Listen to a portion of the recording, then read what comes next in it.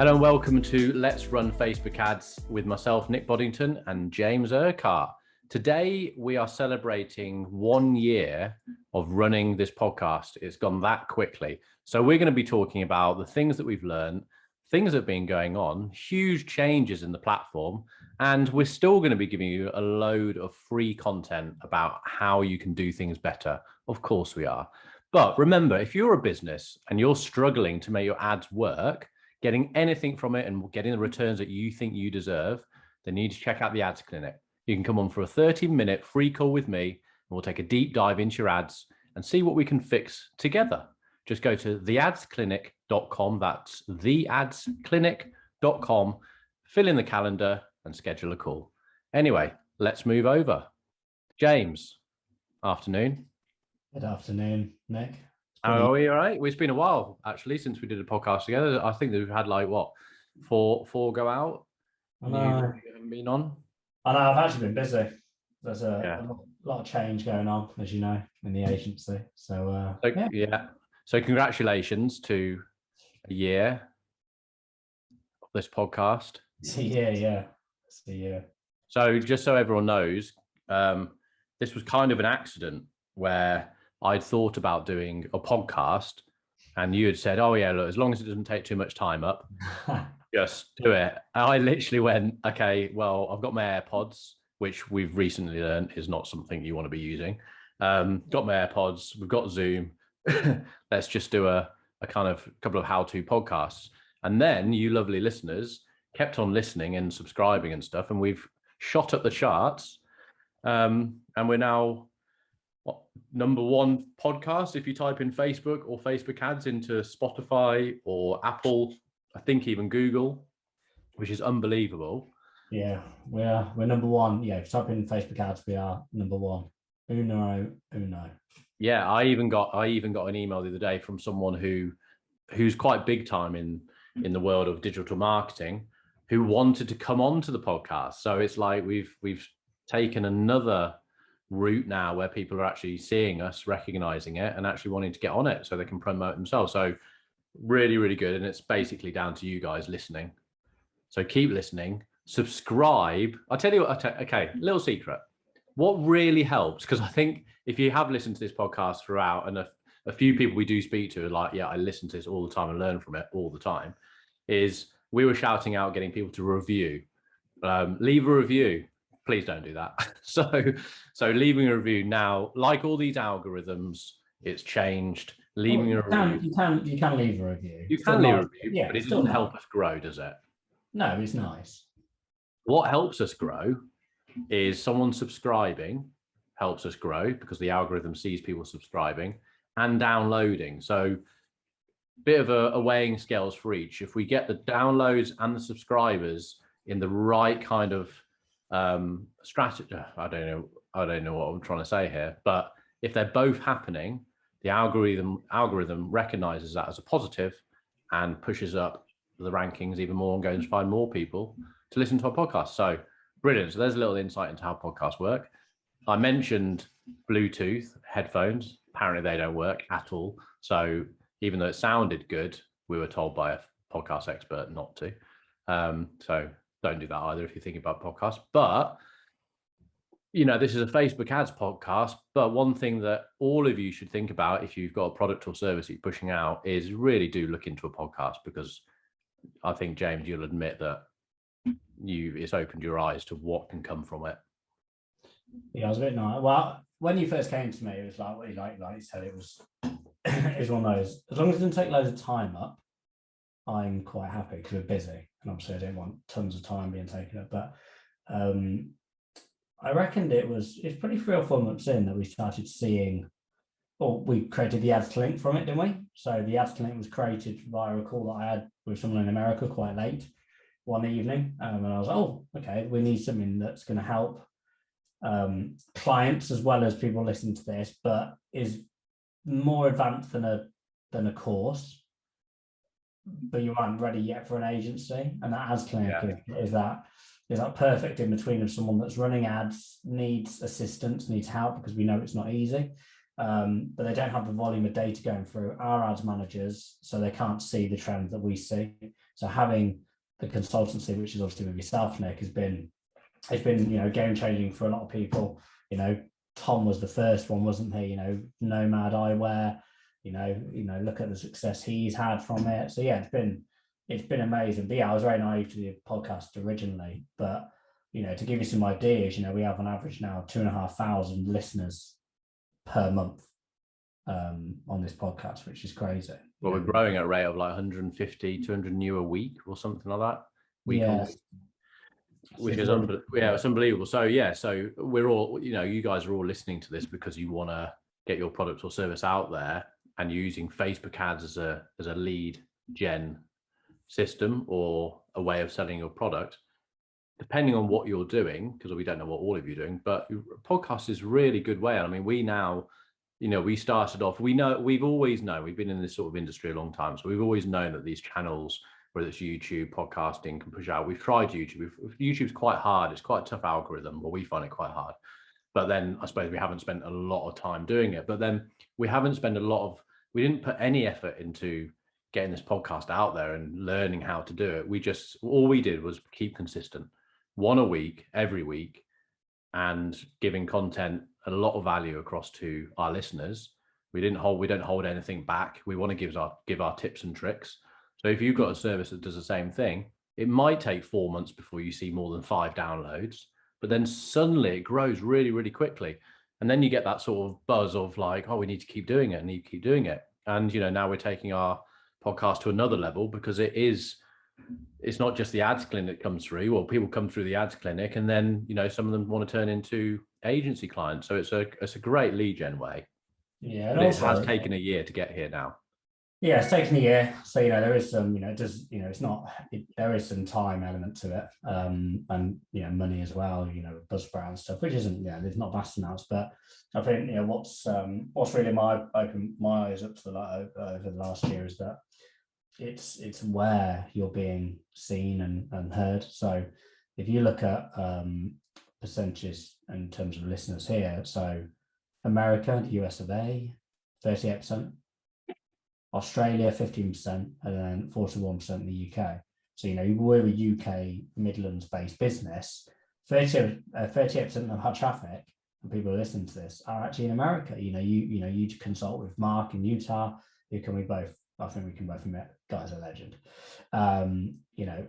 It's crazy. Canada, it's crazy, isn't it? So in the last year, not only have we created business and leads for the agency here in the UK, we've actually, created a network in overseas through the ads clinic. And again, it's all come from this podcast last year. But I guess I've got a question for you, Nick. In the last year, is there any sort of standout episodes that you sort of can remember, doing and going, God, that was pretty good. That was pretty good. I'm not so sure it's episodes that I remember doing. I think it's when we look at the analytics behind it to see what episodes people like and what they don't like, and what gets downloaded more. Yeah, but you personally, is there not one that you've gone, yeah, that was good? When you come off, you go, that's some good content. Pat myself on the back. God, I was good that day. I don't know. I give so much out. Yeah, I knew that was coming. Jesus. Honestly, I don't think I can remember it. You're probably thinking, that's such a shit answer. I can't. But I don't have one that stands out loads really. On it, I like it when we have guests on. It'd be interesting to see how the audience likes that, because I know we try and keep our, like, one of the guests we're trying to get on at the moment, where he's asked to come on, we're going to try and sort that out, is to do with the reporting, because in the agency at the moment, we're putting a lot of time and resource into reporting, because Facebook ads is actually starting to not track great. It's okay, but it's not for the decision making that we need to make. It's not great. So what we're trying to do is feed into Google Analytics and use Google Analytics to make our decisions. But it's quite a long process to get set up. But this guy, Chris, wants to come on, and he's like a Google Analytics expert. He's all over YouTube, all over the place. And that's going to be a really, really good guest. I like the guest because I like hearing what other people have done to get to where they need to go. And I'm hoping that our audience likes listening to those. Well, we've had 7 extra casts now. So we had Ash at Marketing Showcase. So shout out to Ash. I don't know if he's still listening, but we still do work with Ash. We had Sean and David as well at Beyond. So a client of ours. Theo from Marvel. We had Theo, the Wolf of Marvel. We had Laura at High Life North. Who else did we have? We had Ben last week. Yeah, we've had Ben. We've also had the copywriting guy. Kieran. Pardon? Kieran, that was it. And you read his name. It's because you said copywriting and it's more brand. That's why I got. Yeah, I suppose so. Yeah. So yeah, I wasn't forgetting his name because you don't ever forget a name. Yeah, no, I don't. But there's one more. I can't remember who else we've had. I forget names. Yes, you do, Nick. Yes, I do. Why do we tell about the story of when we had that person come in for a meeting? This is back in the day with the other company, and we've had basically a competitor stroke supplier come in and see us, and they'd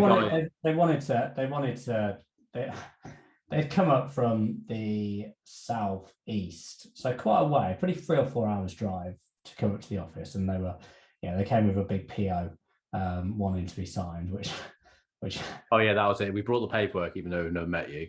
Yeah, it was one of those. It was a bit of a strange one. What was her name? Julie. And at the end of a 2.5 hour meeting. Yeah, bear in mind that we've been speaking for 2.5 hours, give or take. And Nick ends the call with the meeting with, okay, cheers, Barbara. And I've just looked across and gone, who's Barbara? Who the hell is Barbara? Fucking Julie.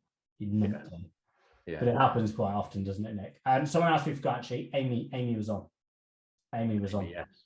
The content wizard. So we've got a great one coming on next week for Reels. We have, yeah. So that's definitely one you need to tune into if you're thinking. So yeah, it's all brilliant. So have you got any highlights? Have you got one that stands out? I do like the extra cast because it's quite interesting to see, just hear what people are doing. Because obviously, what my stance is, everyone should be using Facebook marketing in some way. It's very transferable in terms of what businesses and what sizes of businesses you can do. And because again, we're all on a level playing field in a way even now. I like hearing what people are doing and what people should be doing. One that stands out that wasn't an extra cast. The Gen Z one with Liv was quite good actually because there's quite a lot of data in that. It's quite analytical in that report that I read, and I guess actually, Nick, the one that I guess resonates with most of our audience, and because most people have implemented it, is the 7-day stack. It's got to be out there, isn't it?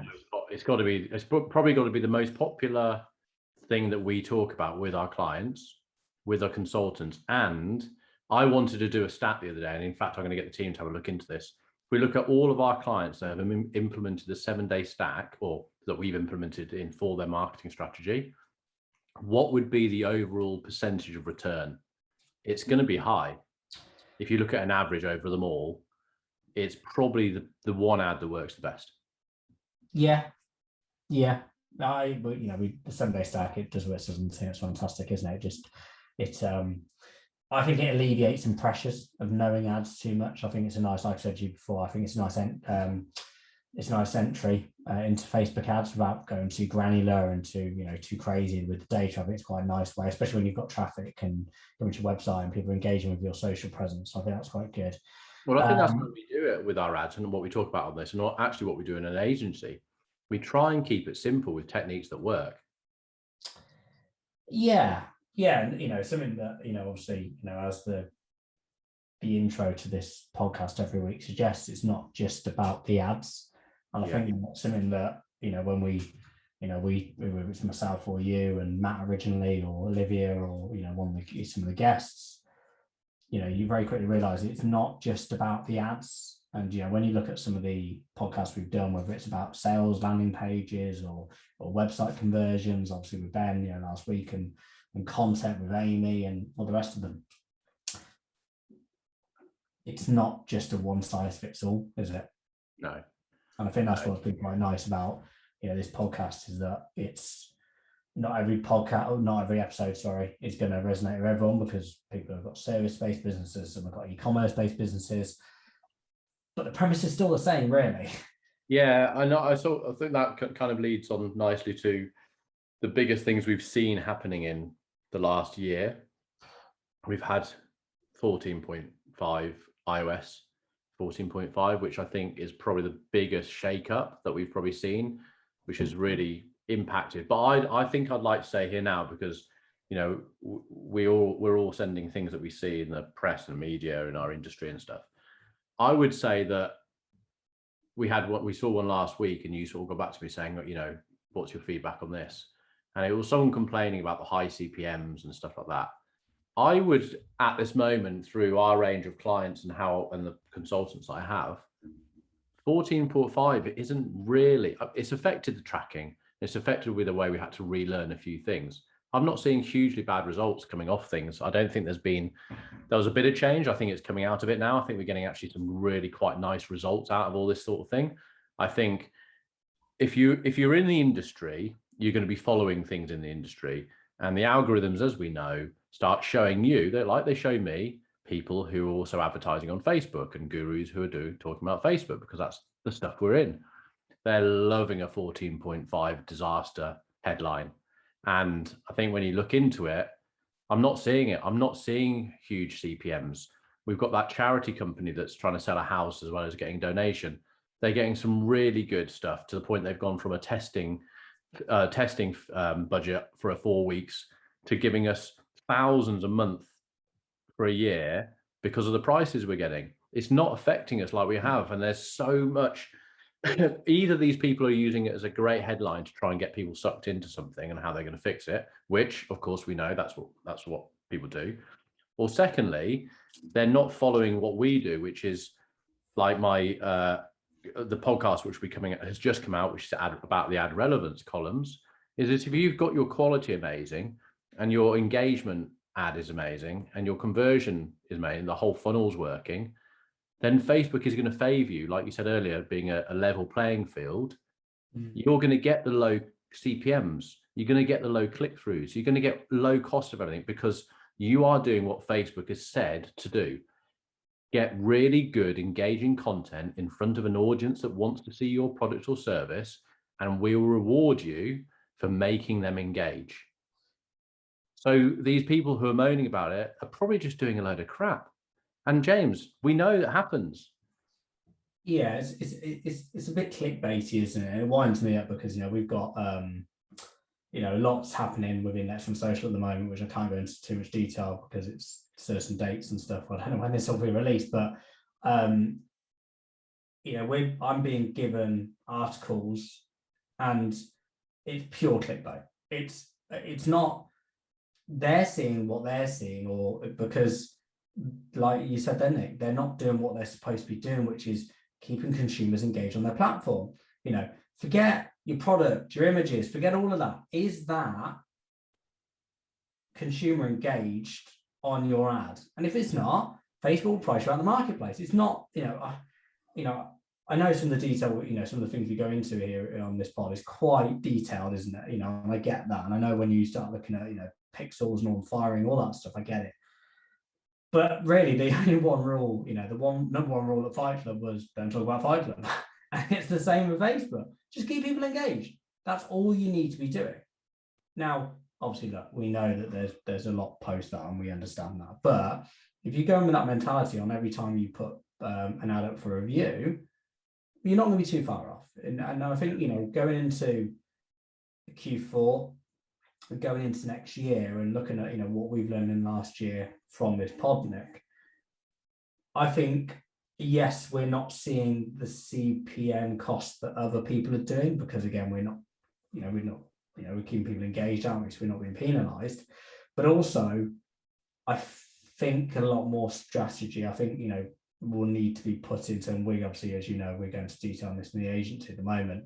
I think there's a lot more strategy needs to be had going into next year, opposed to, you know, the gravy train episode that we did a few months back, you know, about, you know, when we're in, you know, when we're in the pandemic, you know, this is a different marketplace now. More advertisers are coming on. So people listening to this, you're probably one step ahead because you're just listening to this. And I'm sure you listen to other podcasts and you're engaging with other content creators. That's, you know, that you're going to be ahead of the game anyway. But the ones that aren't, and they've just put on, you know, they've just set up an ads manager because they had to during the pandemic. They probably won't be marketing on here forever. I truly believe that, you know, because they won't have seen the results they want to, because the gravy train stopped, and you now need to actually put some effort into it. Yeah, it's like the audience building, you know. So one of the things, you have a little tick box which says detailed audience targeting, which means that if you have it switched off, it tells you there's 900,000 doctors in Cambridge 35-mile radius. And if you press the tick box on to get to more so it basically says to Facebook, if you find anyone else that you think will be interested in my product, show them the ad. But when you tick that button, it will go from 900,000 up to probably 6.5 million. Now, you know, there's not 6.5 million doctors in Cambridge area, 35-mile radius, but Facebook is saying you're giving permission to Facebook.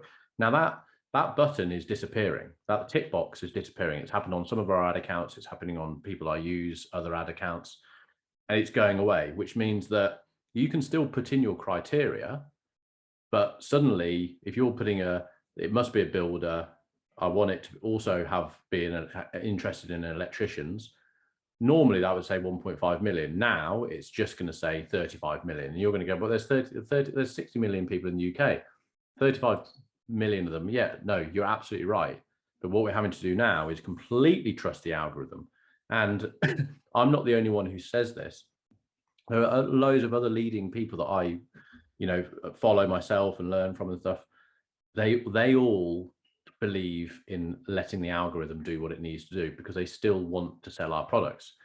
But the other thing that comes from that is building audiences. And, you know, newer members of our team are constantly coming to me and my team and saying, how many in this audience? How can we create this audience? Can we do an audience for engagement? So one of the strategies that we're going to be sort of testing out over the next few months is swipe strategies.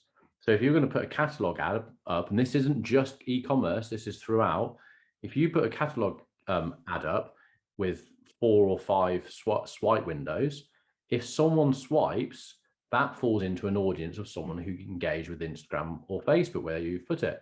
So if you've only got, if you're trying to get to builders and there's 35 million of them in the UK, which we know is wrong, then you've kind of got to build a pre-top of funnel, which is putting something really good and engaging. Maybe it's a competition, maybe it's a poll, something like that at your pre-top of funnel.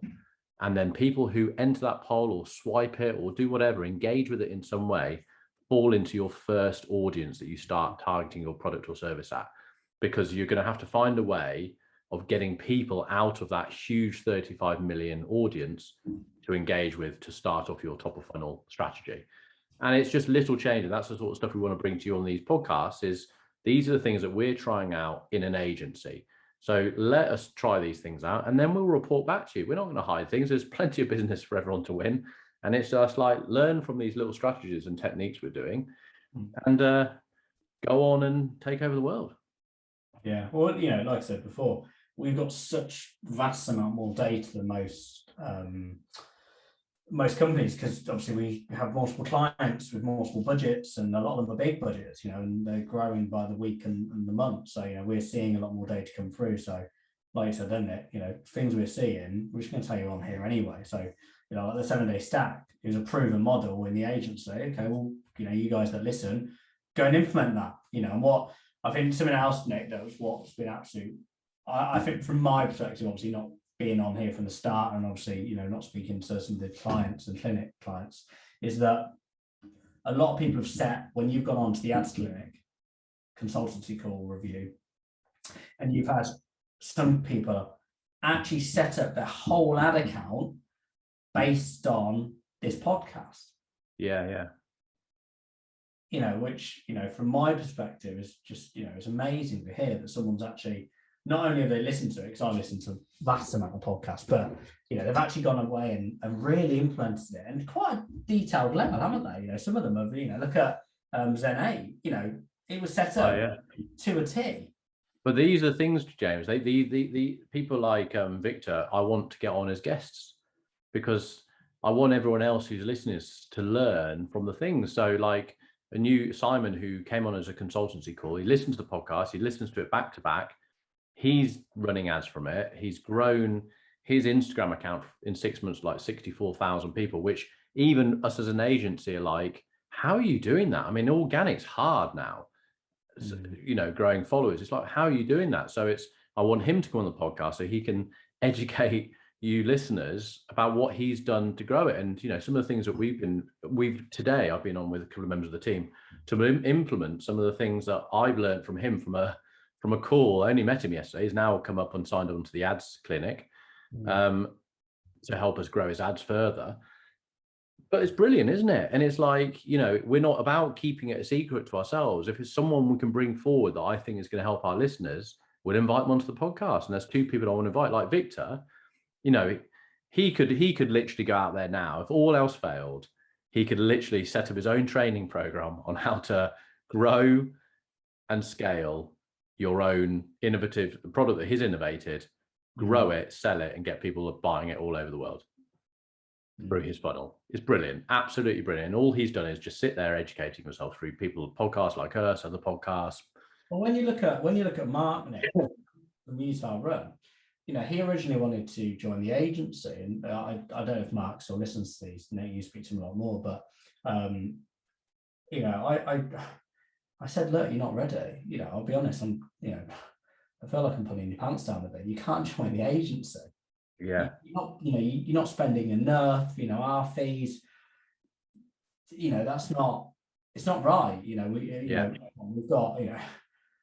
And he then joined the ads clinic. And even he said, didn't he? And he speaks very highly of this, obviously. But he's like, you didn't have to do that. I'm like, well, no, we didn't have to. But we have got.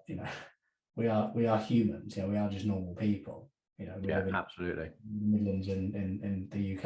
It's so we can definitely help. If there's anyone, this a little bit of a plug now. If there is anyone on this who's listening to this who does want help with their ads, we do really, really help, because we sit in. It's not saying, there are other people in this world like us who've got the skills like us, but you've got access to those skills, and it will change what you're doing as a business with your advertising, because we sit every day doing all these things, seeing the different techniques, testing the amount of stuff we're testing the agency from poll ads. We launched a poll ad yesterday this was great. I love this morning. They built it for one of our jewelry clients to do with the Halloween jewelry. Was that for Anna? Yeah. And at the bottom it said, what are you wearing this? Are you getting dressed up this Halloween? And she had some jewelry all done, and they've done it all like Halloween-y.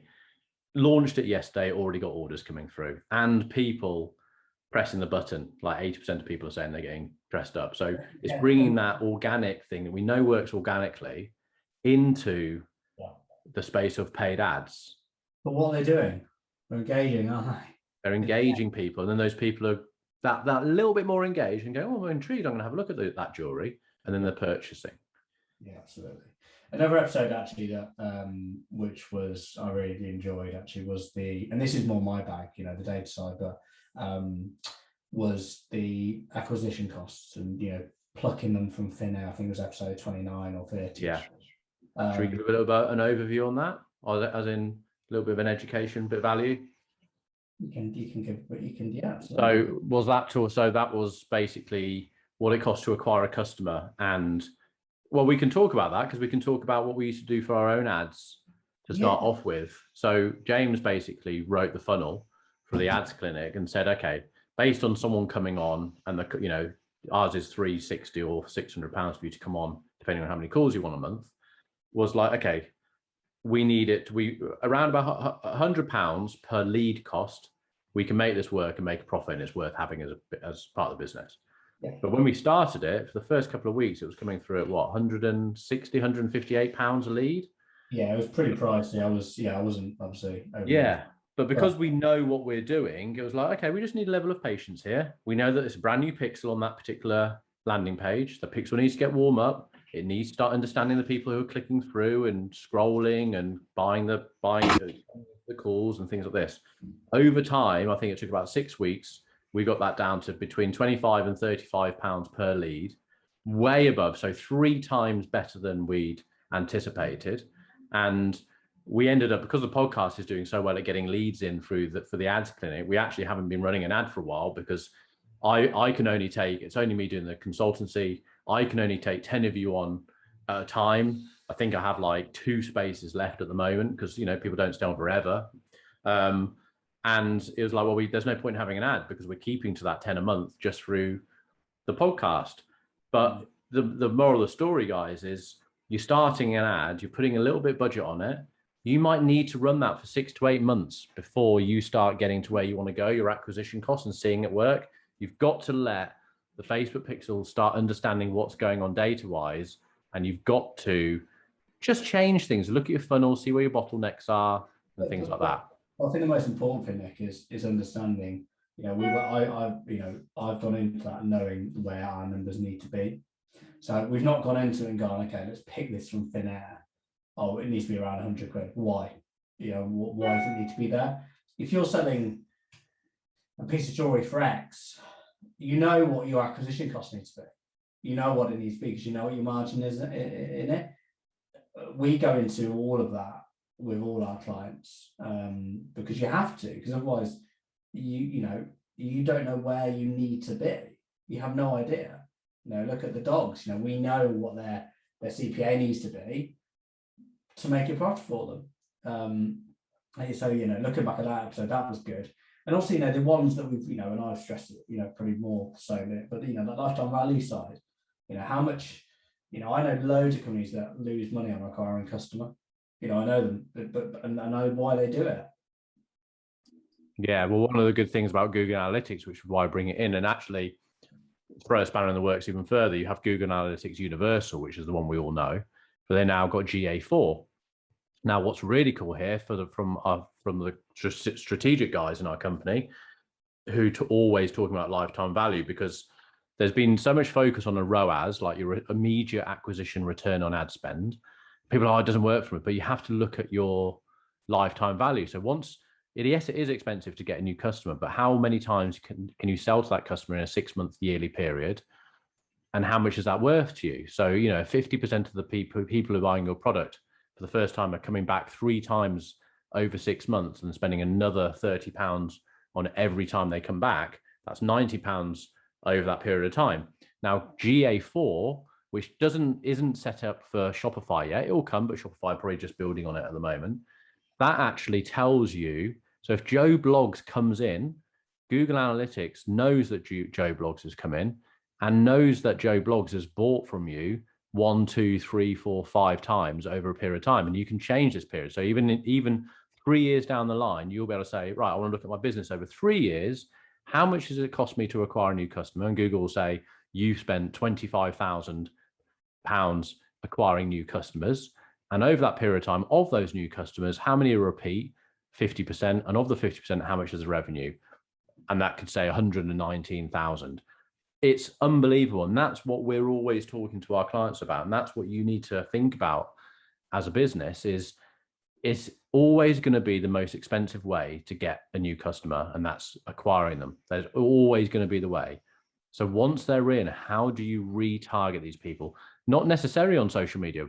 A lot of the time we think, well, why do we want to give Facebook more money Well, Nick, to retarget our purchasers? We've got those. Get the email address from these. Build a list of the people. Do competitions to get them to enter competitions, and then you can retarget them for so cheap on an email. I was going to say, Nick, we're just going to looking back at episodes. Actually, one of the email episodes we've done. Again, you know, we've been in email marketing for too long. But again, you know, how cheap is it to email now? You know, you've got Klaviyo if you're e-commerce, you know, you've got things like ClickFunnels, you know, these systems there, and there's no excuse for it anymore. You know, I can't, you know, the setups are easy, the integrations are easy. you can do plain text, you can do some HTMLs, from drag and drop. There's no excuse anymore. No, apart from laziness, and apart from I'll do it tomorrow because I don't want to do it today. Yeah, but things like abandoned cart emails, stuff like once it's set up, apart from tweaking it now and again, so to just change it up a bit, it's done and dusted, isn't it? I